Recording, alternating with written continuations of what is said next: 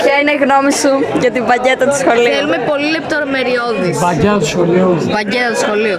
Εντάξει, όσον αφορά την παγκέτα του σχολείου, χορταίνεις. Είναι εντάξει ένα ωραίο γεύμα κλασικά. Καλύτερα από το τόστ. Έχει και το κοτοπουλάκι του μέσα. Σε κρατάει, δεν μπορώ να πω, αλλά μετά νιώθεις όμως λες και έχει φάει πέτρες ρε πούστα, δεν ξέρω γιατί.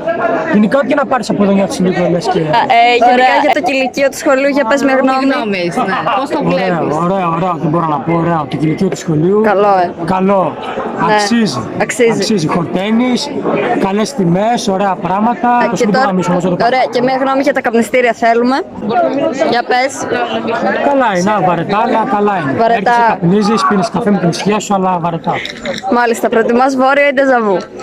Ζαβού. Γιατί? Ντεζαβού, το αγαπημένο σου καφέ. Ωραίος καφές, το στέκι μου από όλα μου τα χρόνια. Ξέρω τα αφεντικά από τότε που γεννήθηκα. Μάλιστα. Μένει καφετέρια εκτός ντεζαβού. Αγαπημένη καφετέρια εκτός του Ζαβού. Εντάξει. Θέλει σκέψη. Για Γαλανέκα είναι το Ζαβού.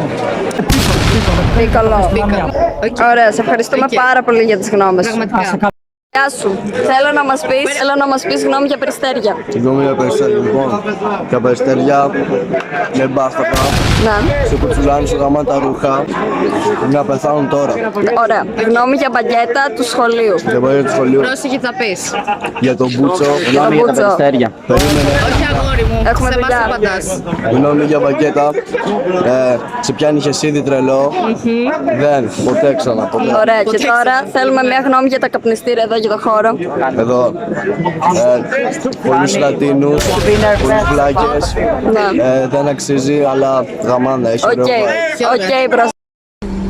Και όχι αδικά, όπως κοιμάσαι στα στενά, τα λέγα δάκρυτα, έγινες φίλη και γι' αυτό, δεν φυλακίζεσαι, τι όλοι θα διπαστρικά,